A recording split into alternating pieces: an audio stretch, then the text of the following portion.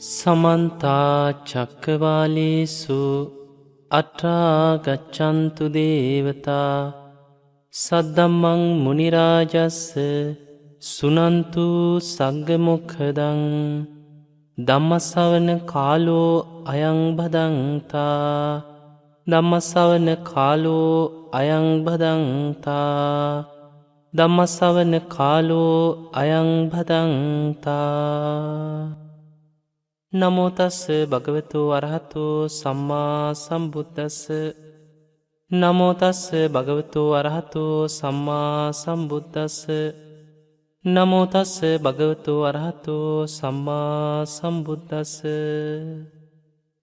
හැම දිනාටම තෙරුවන් සරණ ප්‍රාර්ථනා කරමින් අදත් මේ ධර්ම දේශනා මාලාවේ ඔබ හැම කෙනෙකුටම මේ ධර්මය අවබෝධ කරගන්න උපකාර වෙන අපිට වටහා ගන්න අමාරු මේ ධර්මයේ තියෙන ධර්මාවබෝධයට උපකාර වන ආයතනයක් ගැනයි අද අපි කතා කරන්නේ. අපිට රූපේ දකින්න පුළුවන්. කෙනෙක් දිහා බැලුව පමණින් අපිට ඔහුගේ රූපය මේ සතර මහා ධාතුන්ගෙන් හටගත් ශරීරේ අපිට පේනවා. නමුත් කෙනෙකුගේ සිතුවිලි, ඒ හිත, මනස, විඥානය අපිට ඇස් දෙකින් බලා ගන්න පුළුවන්කමක් නැහැ. මේ සිත කියන්නේ මොකක්ද? මේ සිතට සිතුවිලි ගලාගෙන ඉන්නේ කොයි ආකාරයටද? කෙනෙක්ගේ විඥානය හටගන්නේ මොන වගේ ස්ථානයන්ගේද? මේ විඥානය අවබෝධ කරන්නේ කොහොමද? විඥාණයට හේතුනේ මොන වගේ කාරණාද? මේ වගේ කරුණු රැසක් අද දවසේ අපි කතා කරනවා. පින්වතුනි, චූල වේදල සූත්‍රයේ සඳහන් වෙනවා ධම්මදින්නා රහත් මෙහෙණින් වහන්සේගෙන් අහනවා විඥානේ විඥානේ කියලා කියනවා. විඥානේ කියන්නේ කුමකටද කියලා. අන්න එතකොට දෙන පිළිතුර තමයි විඥානාතීතිකෝ භික්කවේ තස්මා විඥානන්ති උච්චති. දැනගන්නවා කියන අර්ථයෙන් තමයි විඥානේ කියලා කියන්නේ. රූප දැනගන්නවා, විදීම දැනගන්නවා, හඳුනා ගැනීම දැනගන්නවා, චේතනාව දැනගන්නවා, ඇහි හටගන්න විඥාණයෙන් ඇහැට පේන රූපේ දැනගන්නවා, කනේ හටගන්න විඥාණයෙන් කනට ඇහෙන ශබ්දේ දැනගන්නවා, නාසයේ හටගන්න විඥාණයෙන් ගඳ සුවඳ දැනගන්නවා, දිවේ හටගන්න විඥාණයෙන් රසය දැනගන්නවා, කයේ හටගන්න විඥාණයෙන් පහස දැනගන්නවා, මනසේ හටගන්න මනෝ විඥාණය තුලින් ඒ ගලාගෙන එන සෑම සිතුවිල්ලක්ම මේ හැම දෙයක්ම දැනගන්නේ විඥාණය. දැනගන්නවා කියන අර්ථයෙන් විඥානය කියලා කියනවා. අන්න විඥානය ගැන බුදුරජාණන් වහන්සේගේ ඒ වගේම රහතන් වහන්සේලා මේ විඥානය විස්තර කරපු ආකාරය විඥානාතීතිකෝ භික්කවේ තස්මා විඥානන්ති උච්චති. දැනගන්නවා කියන අර්ථයෙන් විඥානය කියලා කියනවා. දැන් අපි බලමු මේ විඥානේ හටගන්නේ කොහේද කියලා. අපිට මේ මිනිස්සෙක්ගේ ශරීරයක් ගත්තොත් ඔහුට ආයතන 6ක් පිහිටලා තියෙනවා. ඇස නැමැති ආයතනේ, කන නැමැති ආයතනේ, නාසය නැමැති ආයතනේ, දිව නැමැති ආයතනේ, ශරීරය නැමැති ආයතනේ, මනසත් මනෝ ආයතනයක් හැටියට හඳුන්වනවා. ඇයි මේවට ආයතන කියන්නේ? සංසාර ගමනක් සකස් කරලා දෙන්න නිසා. පටිච්ච සමුප්පාදයක් සකස් වෙනවා.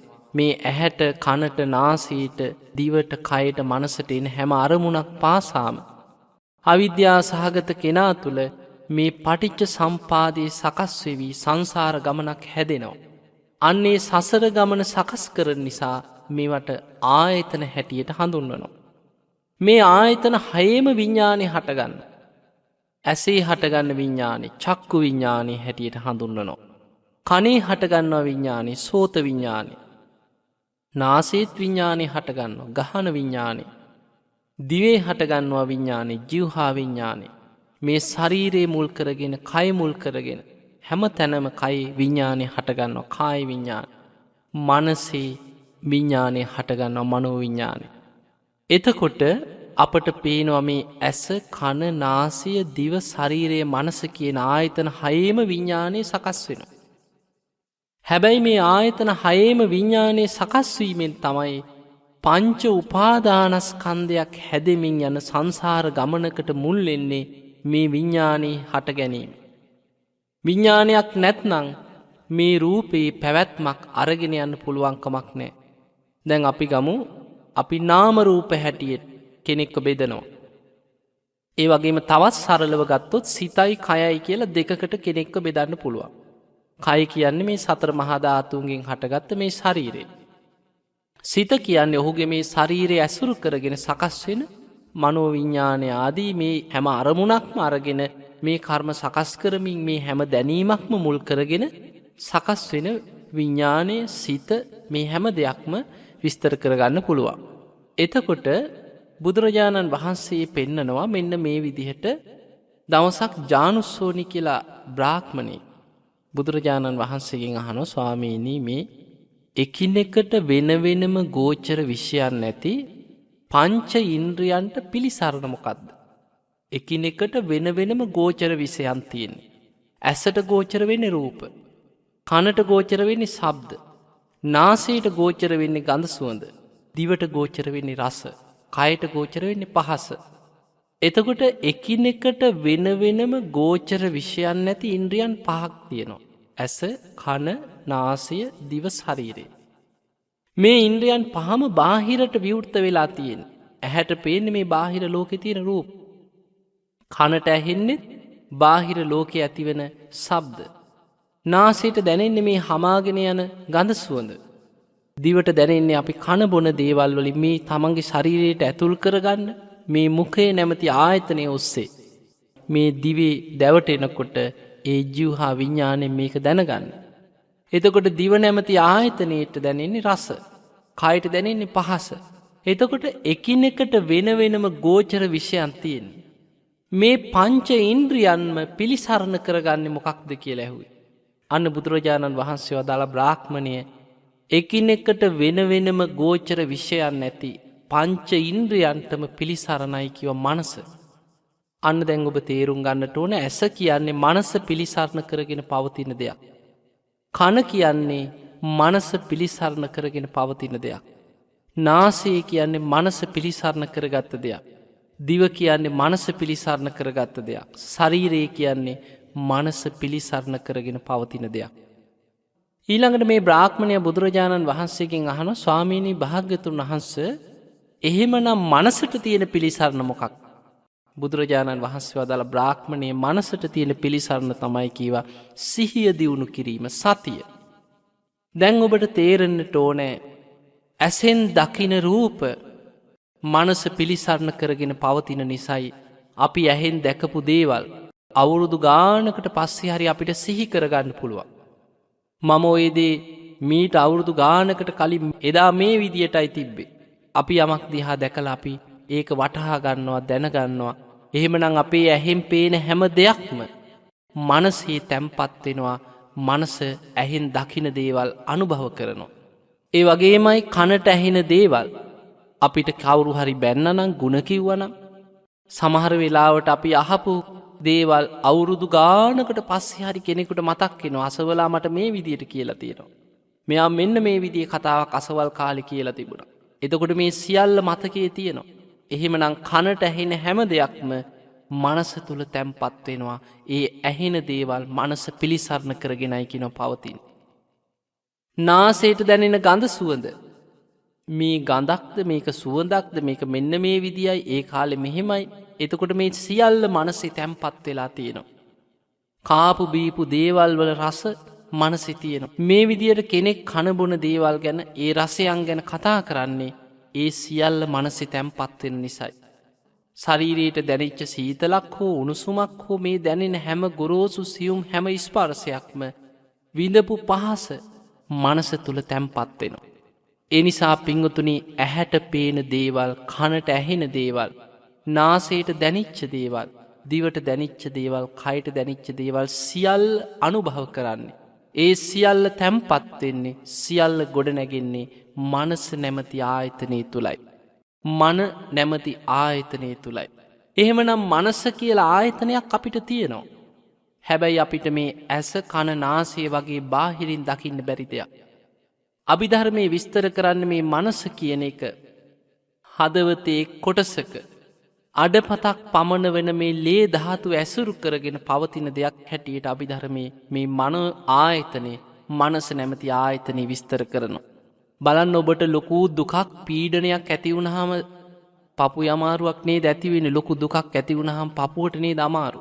එහෙමනම් මේ ඇහෙන් කනෙන් නාසයෙන් දිවෙන් කයෙන් මේ ගන්න හැම අරමුණක්ම මනස නැමති ආයතනය තුළ තැන්පත්වෙනවා. ඒ මනසට අරමුණක් හැටියට තමයියෙන් ඇහෙන් දකින දේවල්වල අරමුණු මනසට එනවා. කනෙන් අහන දේවල්වල අරමුණු මනසට එනවා. එහෙමනම් අපට වැදගත්ම ඉන්ද්‍රිය තමයි මන නැමති මනස නැමති මේ ආයතනය ඉන්ද්‍රිය.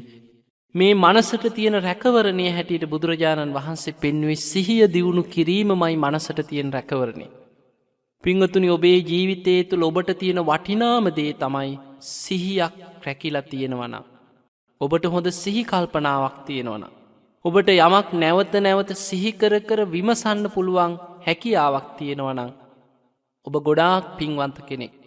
මේ සිහිය ඔබට තවත් උත්සාහය වීරිය ගැනීම තුළ දියුණු කරගන්න පුළුවන් ක්‍රම බුදුරජාණන් වහන්සේ සතර සතිපට්ඨානය තුළ පෙන්නනවා. සති කියන්නේ ඒ තුළ සිහිය පිහිට ඕන. සිහියක් තමයි සති. පට්ඨානය කියන පිහිටවීම. කුමක් තුළද සිහිය පිහිට වන්නේ කායානු පස්සනාව තුළ සිහිය පිහිට ඕනු. වේදනානු පස්සනාව තුළ සිහිය පිහිට ඕනු. චිත්තානු පස්සනාව තුළ සිහිය පිහිට ඕනුවත් දම්මානු පස්සනාව තුළ සිහිය පිහිටනවා. මෙන්න මේ හතර තුළ සිහිය පිහිටවීමට කියනවා සතර සති පට්ඨානය. යම් කිසි කෙනෙක් මේ තුළ සිහිය පිහිටෝනවා කියන්නේ ඔහු හිත දියුණු කරගන්න කෙනෙක්. මනස දියුණු කරගන්න කෙනෙක්. පිංගතුනි අපේ මනස කියන්නේ ඉහලටම දියුණු කළ හැකි දෙයක්. බුදුරජාණන් වහන්සේ අවස්ථාවක පෙන්වනා මහණෙනි. අර ඈතින් පේන හිමාල කන්ද හිත දියුණු කරගන්න කෙනෙකුට චිත්ත බලයෙන් හිමාල කන්ද දෙකට පලන්න පුළුවන් කියන චිත්ත බලෙක්. බුදුරජාණන් වහන්සේ වදාළ ඒ නිසා මහණෙනි කෙනෙක්ගේ ජීවිතේ මේ හිත තරං දියුණු කළ හැකි දෙයක්. තමන්ට යහපත පිණිස පවතින දෙයක් හිත දියුණු කිරීමෙන් තරං බුදුරජාණන් වහන්සේ නමක් වෙන කිසිම දෙයක් ලෝකයේ දකින්නෑ කියන බුදු ඇසින්වත්. එහෙමනම් අපිට දියුණු කරලා තමන්ට යහපත උදාකරගන්න තියෙන එකම බුදු ඇසින් දැකපු එකම ආයතනයේ තමයි මනස. සමහර වෙලාවට ජීවත් වෙලා ඉන්න ඇද්දිම ඇස් පේෙන් නැතුව යනවා. ඇස් කුණු වෙනවා තුවාල හැදෙනවා. කං ඇහෙන් නැතුව යනවා. කංවල තුවාල හැදෙනවා කුණු වෙලා යනවා. පිළිකා වගේ කරනවා. දිවේ නාසේ මේ ශරීරයේ කොයි තරන්නන් රෝග පීඩා හැදිලා ජරාවට පත්වෙලා මේවා කුණුවෙවී කොච්චර නත්දුක් විඳිනවද මේ ලෝකෙ මනුස්්‍යයෝ. ඒ නිසා ඇස කණ නාසේ දිව ශරීරයේ කියන්නේ දියුණු කරන්න පුළුවන් දෙයක් නෙමේ. නමුත් පිංවතුනි මනස කියනදේ දියුණු කරන්න පුළුවන් ඒ දියුණු කරන්න පුළුවන් ක්‍රමේ තමයි සතර සතිපට්ඨානය. යම් කිසි කෙනෙක් කායානු පස්සනාවට අයිති ආනාපාන සති භාවනාව හෝ ධාතු මනසිකාර භාවනාව හෝ ඉරියාපත භාවනාව හෝ සම්පජඤ්ඤ භාවනාව හෝ නවසීවතික භාවනාව හෝ පිළිකුල් භාවනාව හෝ භාවනාවක් වඩනවා කියන්නේ ඔහු හිත පිහිටලා සිහිය පිහිටවල තමයි සිහියෙන් තමයි මේ භාවනාවල් විමසන්න. සිහිය දියුණු කරන භාවනා තුළ සතිපට්ඨානයේ වැඩෙනවා කියන්නේ සිහියයි දියුණුවෙන්. ඊළඟට ඔහුට පුළුවන් මේ ආයතන හයේම ස්පර්ශයෙන් ඇතිවන විඳීම තුළ සිහිය පිහිටවල වේදනානුපස්සනා සතිපට්ඨානෙ වඩත්. තමන්ගේ හිතේ විඤ්ඥානයේ යථා ස්වභාවය හොඳට නුවනින් විමසමින් හිතට ගලාගෙනන මේ සෑම සිතුවිල්ලක්ම හොඳ සිහිනුවනින් දකිමි. හිතේ ස්වභාවය ගැන අවබෝධ කර ගැනීම පිණිස චිත්තානු පස්සනා වඩන්න පුළුවන්. කෙනෙකුට මේ ධර්මයන්ගේ යථා ස්වභාවය විමසමින් පංච නීවරණ ගැන පංච උපාදානස්කන්ධ ආයතන සප්ත බොජ්ජංගාදී මේ ධර්මයන් විමසමින් ආරි සත්‍ය අවබෝධ ඉලක්ක කරගෙන මේ ධර්මයන් නුවනින් විමසනවන ඒ තුළත් ධම්මානුපස්සනා සතිපට්ඨානෙ වැඩෙනවා. පිංගතුනි මේ සතර සතිපට්ඨානයෙන්මයි කෙනෙකුගේ හිත දියුණු කරගන්න සිහිය දියුණු කරගන්න මනසට රැකවරණයක් හදාගන්න තියෙන්. බුදුරජාණන් වහන්සේ පෙන්නුවේ සිහිය දියුණු කරේ නැත්නම් මේ මනසත් වයසට යන්න සිහි කල්පනාව දුරුවල වෙන්න පුළුවන්. මේ සිහිය කියන එක දියුණු කරලා ප්‍රතිඵලගන්න පුළුවන් දෙයක්. මේ සිහියට කෙනෙකුගේ හිත ආවරණය කරන කරුණු පහක් බුදුරජාණන් වහන්සේ පෙන්නනවා. ඒව තමයි නීවරණ කියලා කියන්න. හිතට තියෙන මේ හිතේ දියුණුව විනාශ කරන කෙනෙකුගේ සිහිනුවන විනාශ කරන අඥානයෙක් බවට පත් කරන මෝඩයෙක් බවට පත් කරන කරුණු පහක් පෙන්නනවා. සංයුත්ත නිකායේ නීවරණ සංයුක්තයේ අනීවරණ කියන සූත්‍ර දේශනාවේ බුදුරජාණන් වහන්සේ වදාළා මහණෙනි පංච නීවරණ කියන්නේ තනිකරම අකුසල් ගොඩක් කියෝ. දැන් බලන්න ඔබ ඔබේ හිත ගැන හිතන්න. ඔබට මේ තරම් වටිනා සිතක් තිබුණත් ඔබේ හිත ඔබට ඕන විදිහට තියාගන්න බෑ. ඔබ භාවනාවක් කරන්න වාඩි වෙලා උත්සාහ කරලා බලන්න. ඔබට හුස්ම රැල්ලට හිත යොමු කරලා විනාඩියක් දෙකක් යන්න කලින් හිත දුවනවා නොයෙක් අරමුණු ඔස්සේ. නොයෙක් අරමුණු ඔස්සේ ඔබ හිතපුවත් නැති දේවල් ඔබ වාඩි වුණේ භාවනා කරන්න හිතාගෙන. හැබැයි ඔබ ඉඳගත්ත වෙලේ ඉඳන් අතීතෙ වෙච්ච දේවල් ඔබට හිතට ගලාගෙන එනවා. රාගය ඇතිවෙන දේවල් සිහි වෙන්න පුළුවන්. ද්වේෂයේ පටිගේ ඇතිවෙන තරහ සහිත දේවල් මතක් වෙන්න පුළුවන්. කම්මැලිකම නිදිමත අලසකමෙන් ඔබේ භාවනාව එපා මේක කරන්න එපා කියන හැඟීම ඔබේ හිතට මතුවෙන්න පුළුවන්. ඔබේ හිත නොයෙක් අරමුණු ඔස්සේ දුවනකොට මට මේක කරගන්න බෑ මට ඕන්නෙම නෑ කියලා ඔබව මේ යන ගමනෙන් එළියට ඇදලා දාන සිතුවිලි ඔබට මතුවෙන්න පුළුවන්. එහෙම නැත්නම් බුදුරජාණන් වහන්සේ ගැන ධර්මයේ ගැන සැක සංකා ඇති වෙන දේවල් ඔබේ හිතට ගලාගෙන එනවා. මෙන්න මේවට කියන්නේ පංච නීවරණ. ඔබ භාවනා කරන්න උත්සාහ ගත්තොත් ඔබට තේරෙයි එක මොහොතක් හුස්ම රැල්ල තුල හිත පිහිටෝලා ආනාපාන සති භාවනාවක් කරන්න වාඩි වෙන්න. පින්වතුනි හොඳ සිහිනුවණින් හුස්ම දිහා බලාගෙන ටික වෙලාවක් යනකොට ඔබට තේරෙයි හරියට කුලප්පු වෙච්ච ගවයෙක් වගේ. බුදුරජාණන් වහන්සේ වදාළේ දූරංගමං ඒකචරං හිතට දුර ඈත ගමන් තියෙනවා. නොයෙක් අරමුණු ඔස්සේ හිත දුවනවා. මේ හිත කලබල වෙච්ච විසිරිච්ච හිතක් එක තැනකට ගන්නවා කියන්නේ ලොකු සටනක්. අන්නේ සටන ජයග්‍රහණය කරන්නේ වීරියෙන් සිහියෙන් නුවණින් මේ භාවනාවල් කරලා අර නීවරණ පහ යටපත් කරගත්ත කෙනෙක් අන්න හිතේ දියුණුව මතු කරලා ගන්නවා. ඒ නිසා ඔබේ හිතේ තියෙන්නේ ඔබේ හිත විනාශ කරන කරුණු පහක් ඔබ තුලම තියෙනවා. ඔබ දකින්නට ඕනේ මේ කරුණු පහ මගේ හිත තුල තියෙන තාක්කල් මට දියුණුවක් නම් ලැබෙන්නේ නැහැ. ඒ තමයි කැමැති ප්‍රියමනාප අරමුණු ඔස්සේ අතීත වේවා අනාගත වේවා වර්තමාන වේවා ප්‍රියමනාප කෙලෙස් ඇති වෙන අරමුණු ඔස්සේ ඔබේ හිත නිරන්තරයෙන් දුවනවා. ඒක ධර්මයේ කියන්නේ කාමච්ඡන්ද නීවරණය කියලා.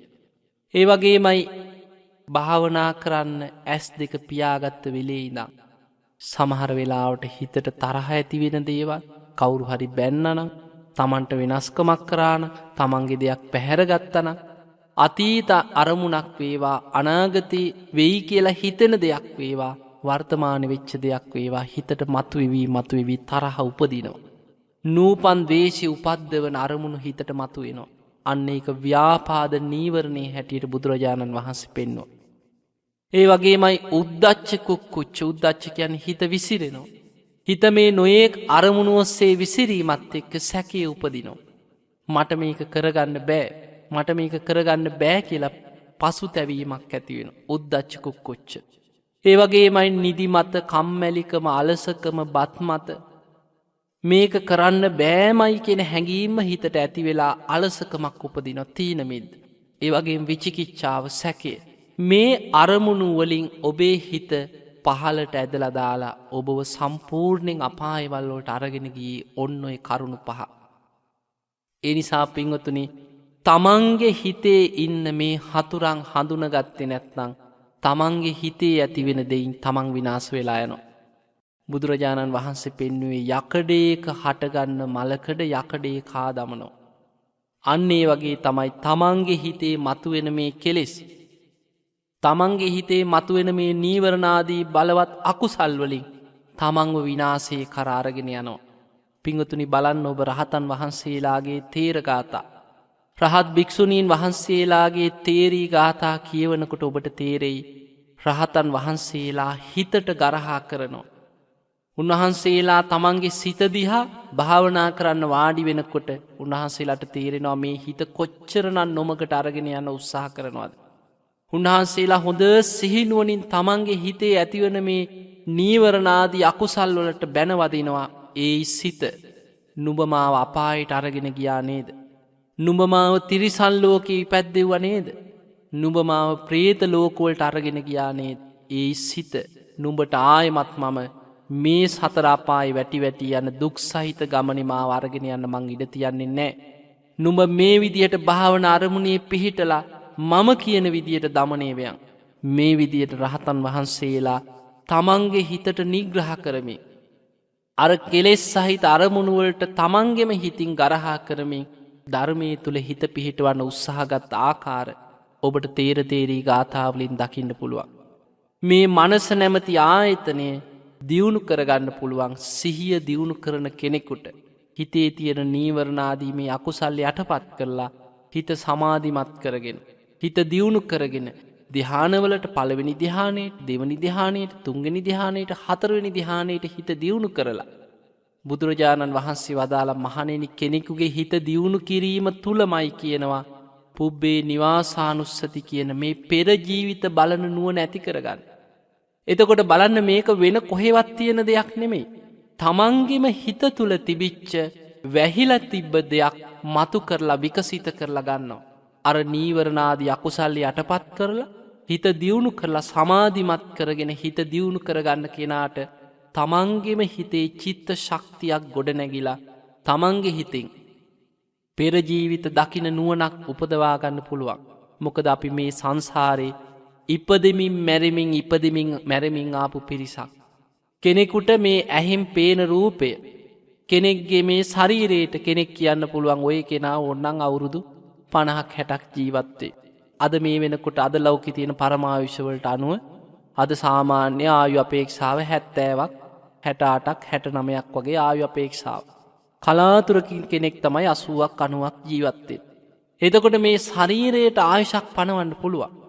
කෙනෙකුගේ ශරීරයේ උණුසුම පිට වෙලා විඥානයේ කර්මානුරූපව මේ කයින් ඉවත් වුණාට පස්සේ කෙනෙකුගේ සිත විඥානයේ මේ ශරීරයෙන් බැහැර වුණාට පස්සේ ඔහුගේ ශරීරයේ එතනම කුණු වෙලා යනවා. එතකොට මේ විදිහට කයට සීමිත කාලයක් තියෙන. හැබැයි මේ දීර්ඝ සංසාර ගමනේ මේ විඥාණයට ආයුෂක් අපිට පනවන්න පුළුවන් කමක් නැහැ. මේකේ පටන් ගත්ත කෙලවරක් හොයාගන්න බෑ කීවා. ඒ තරම් දීර්ඝයි. උන්වහන්සේ විමසලා බැලුවා පෙර ජීවිතවල සංවට්ට විවට්ට කල්ප ගණන්. කොහේ හෝ උපතක් තියෙනවා. කොතන හෝ කවුරු නමින් හෝ ඉපදිලා තියෙනවා. එතකොට මේ විඥාණය මේ විදිහට තමයි මේ සංසාර ගමනේ තමන් අරගෙන ආවේ. අපායවල වලට අරගෙන ගියා. තිරිසන් ලෝක වලට අරගෙන ගියා ඔබ. പ്രേත ලෝක වල ඉපැද්දෙව්වා. තවත් සංසාරේ යනවා. මේ සංසාරේ ඔබව අරගෙන යන තාක්කල් බුදුරජාණන් වහන්සේ පෙන්වුවේ කෙනෙකුට මේ දීර්ඝ සංසාර ගමන තුල තියෙන්නේ දිව්‍ය ලෝක මනුස්ස ලෝක දෙකේ සැරිසරමින් යන සැප සහගත ගමනක් නන් නෙවෙයි.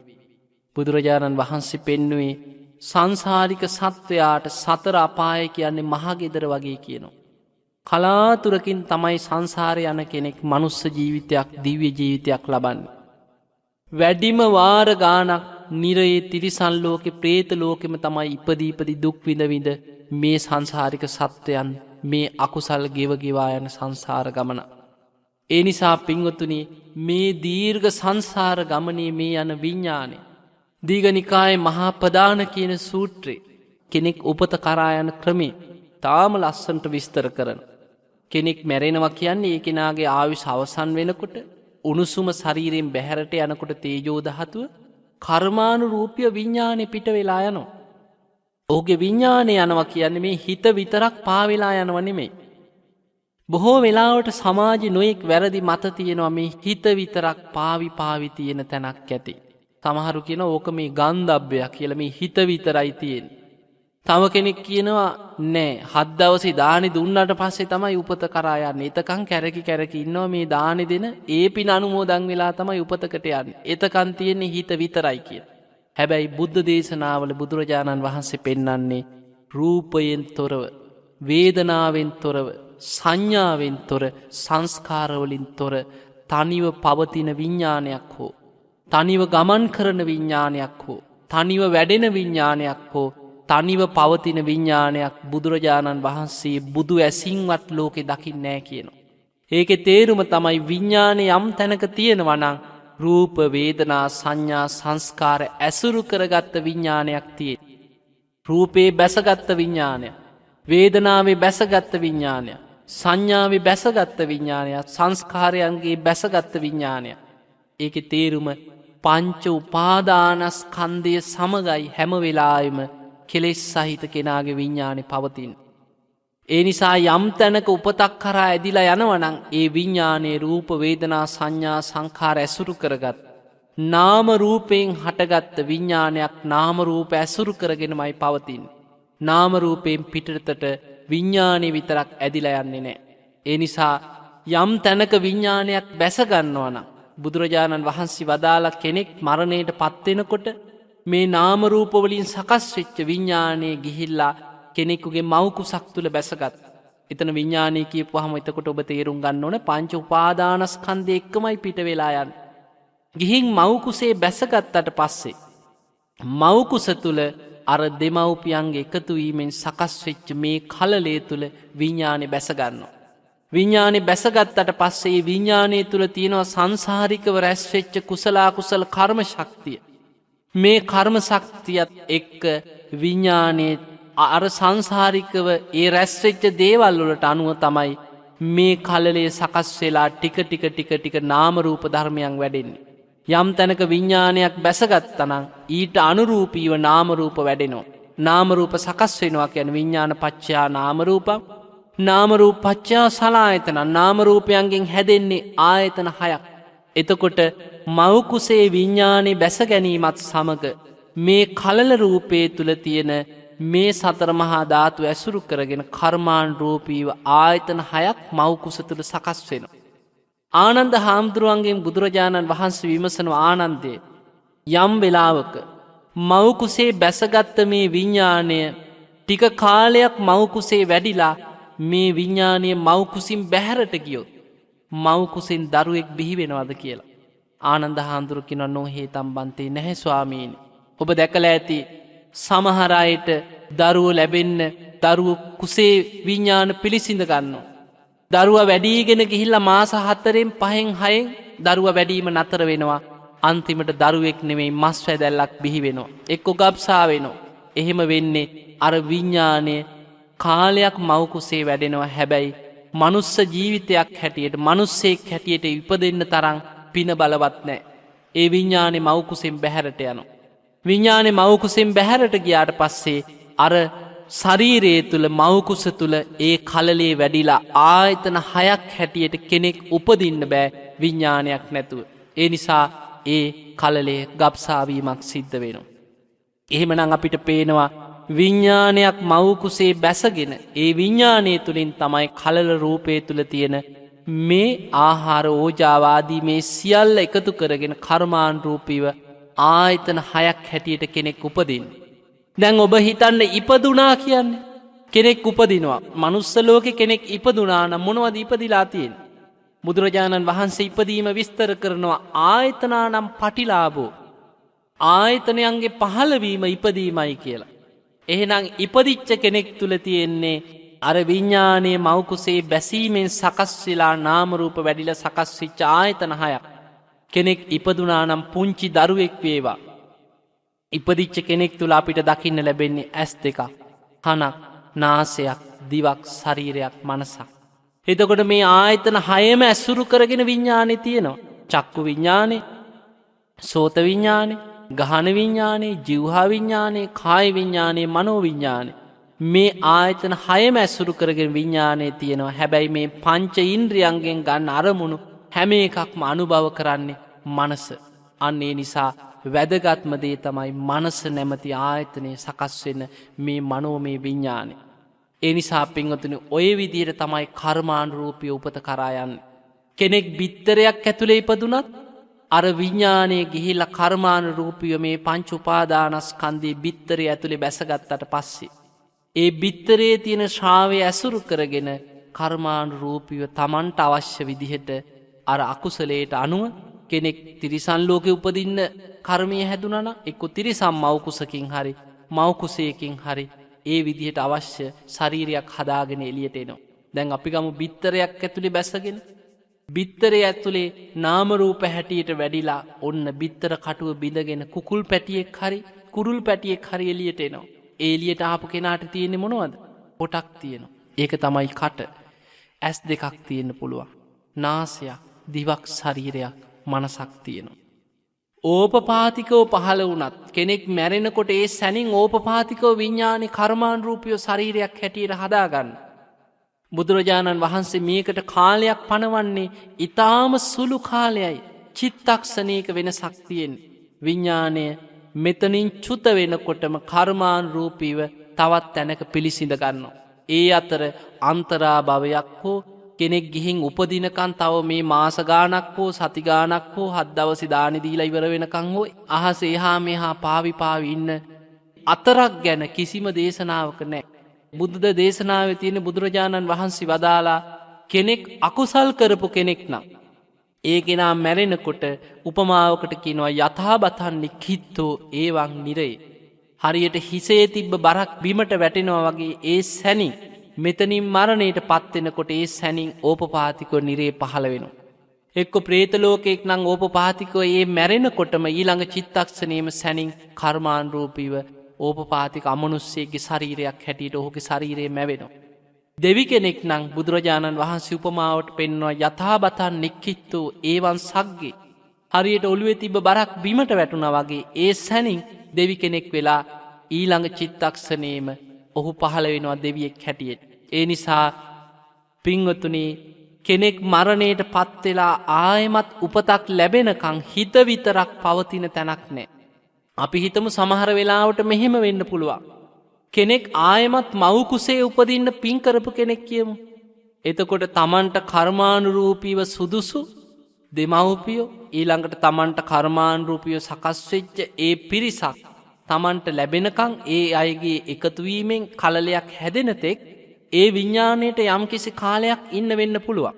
සමහරවිට සතියක් වේවා මාසයක් වේවා අවුරුද්දක් වේවා. හැබැයි ඒ තියෙන්නේ හිත විතරක් නෙමෙයි.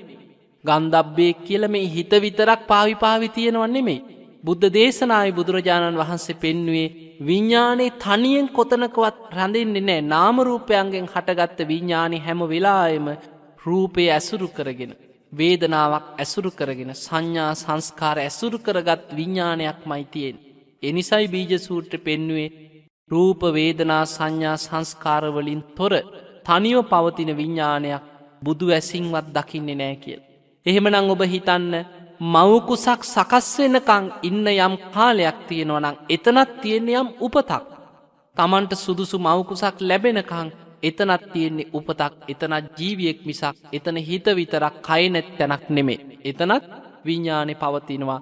කයකුත් කර්මානුරූපීව මැවිච්ච ශරීරයකුත් තියෙනවා. හැබැයි ඒ කෙනා සමහර වෙලාවට මව් කුස සකස් වෙනකන් ඉන්න කාලය තුල ඔහු උපතක් නිසා ඔහුට ඒ කාලය තුල අපි හිතමු කෙනෙක් මරණයට පත් වෙලා මව් කුසක උපදින්න පින් කරපු කෙනෙක්. ඒ කෙනාගේ පිනට අනුව සමහර වෙලාවට සුදුසු ඒ අය එකතු වීමකින් මව් කුසක් හැදෙන්න ඔහුට මාස කීපයක් බලාගෙන ඉන්න වෙනවා. ඒ කෙනා යම් උපතක් ලැබලා Tamanට සුදුසු මව් කුසක් ලැබෙනකම් බලාගෙන ඉන්නකොට ඒ ඉන්න කාලය තුලත් ඔහු තුල රූප වේදනා සංඥා සංස්කාර විඤ්ඤාණයන්ගෙන් හැදිච්ච පංච උපාදානස්කන්ධයක් නිසා රැස් වෙනවා. සමහර වෙලාවට ඔහු කරපු කුසලයක් හෝ සමහර වෙලාවට අකුසලයක් බලවත් වුණොත් අර මව් කුසකට ඇදිලා යන්න කලින් එතනින් චුත වෙලා ආයෙමත් අපායකට හෝ තිරිසන් ලෝකයකට හෝ പ്രേත ලෝකයකට ඇදිලා යන්න පුළුවන්කමක් තියෙනවා.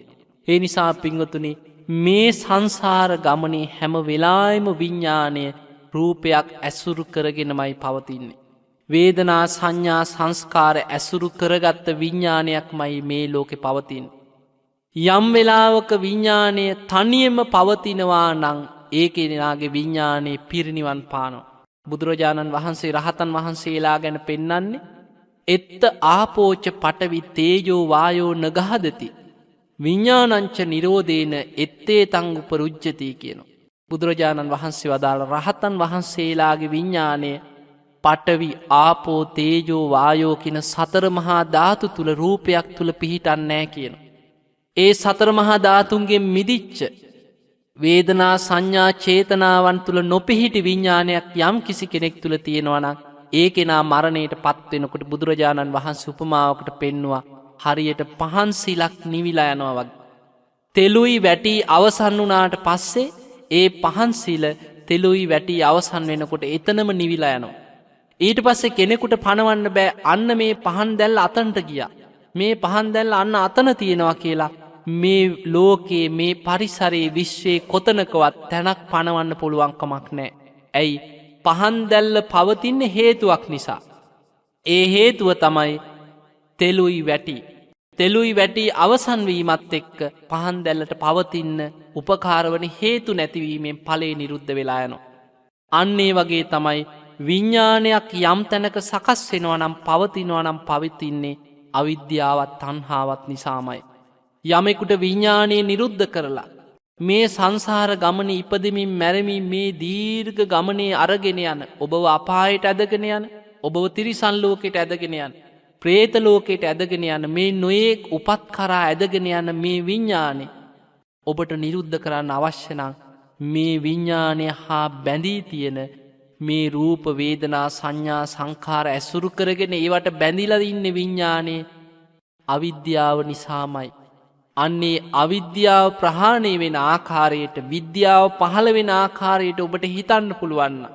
ඔබට සිහි කරන්න පුළුවන්න අන්න විඤ්ඥානයට රූපයේ ඇත්ත තේරුම් ගන්න පුළුවන් වෙනකොට.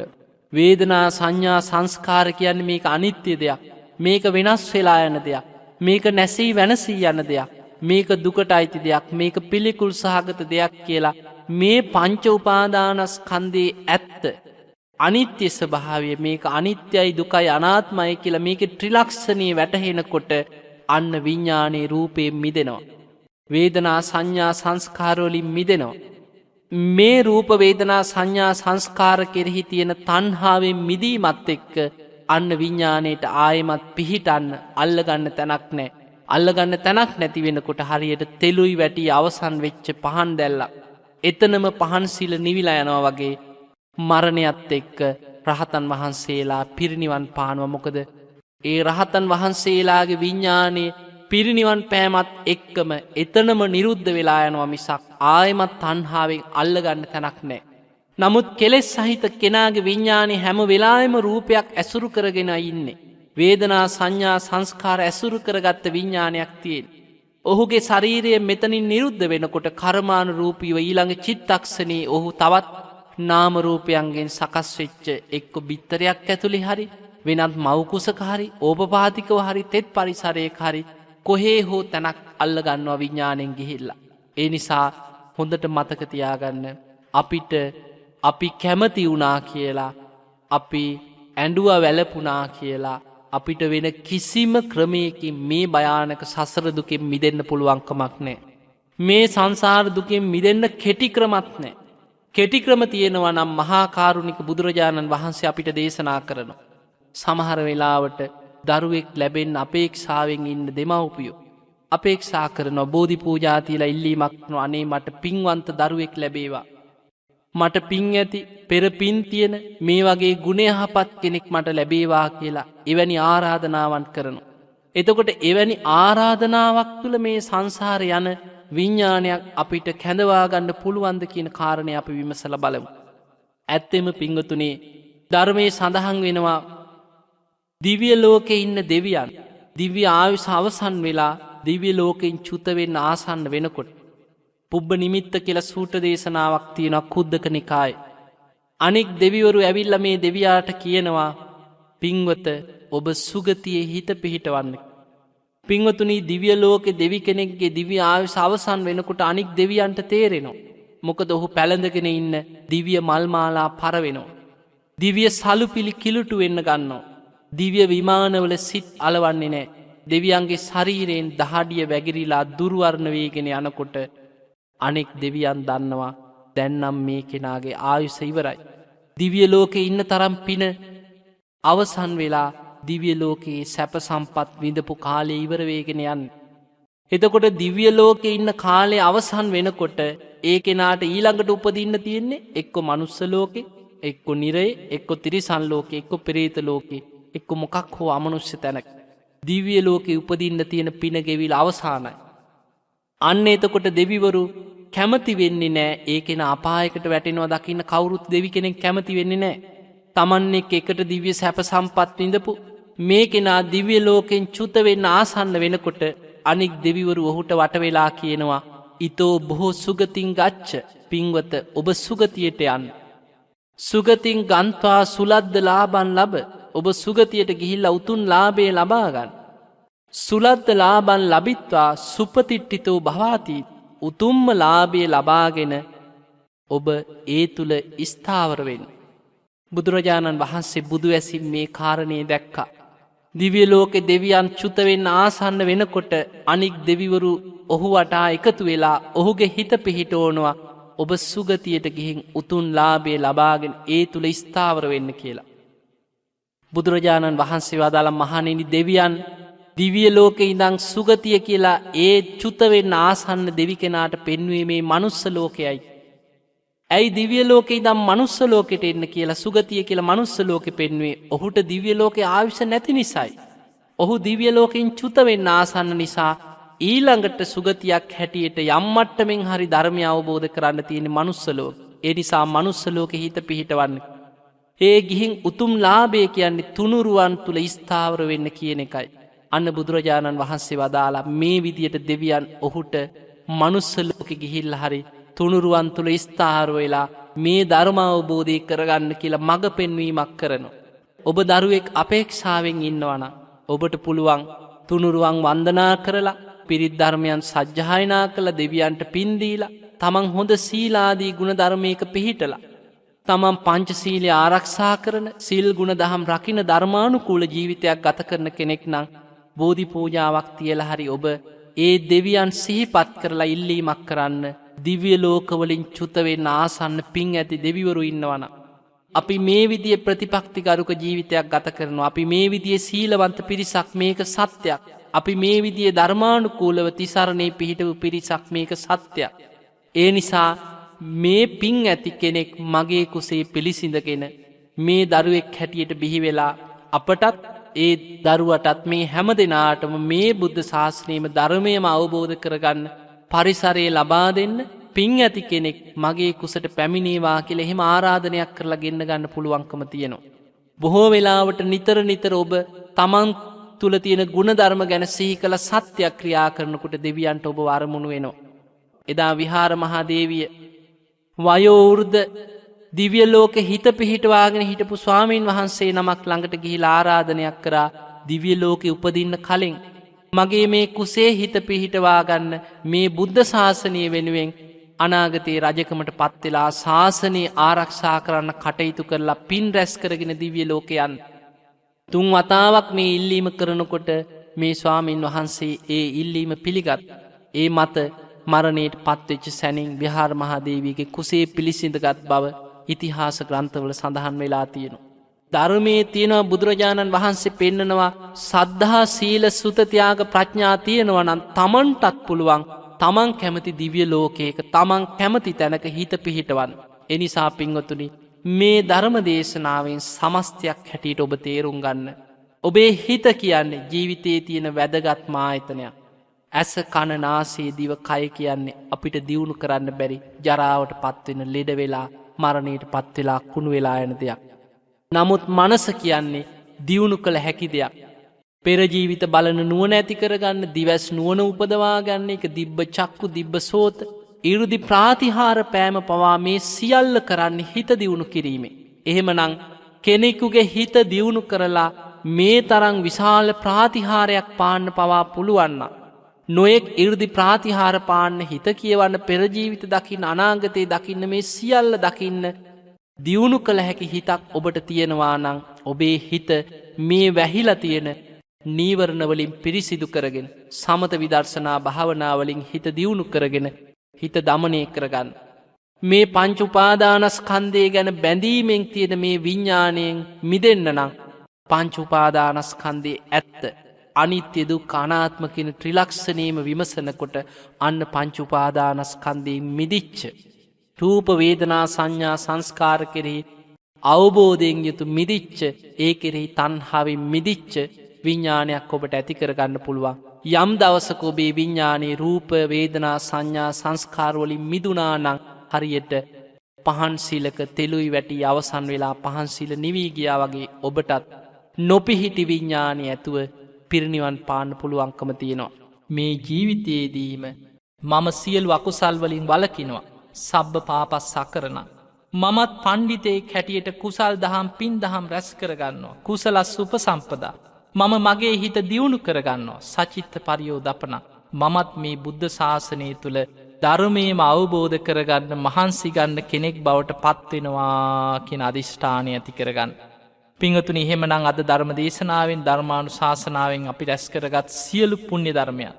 පින් කැමති සියලු දෙවියන්ට අනුමෝදන් කරමු. දෙවියෝ මේ පින් දැක බල අනුමෝදන් වෙත්වා. දෙවියන්ගේ දිවි අස ඉසුරු වර්ධනය කරගෙන සියලු දෙවියෝ වහවහා සසරදුකින් අතමිදේවා කියල සාදු කියල දෙවියන්ට පින් අනුමෝදන් කරමු.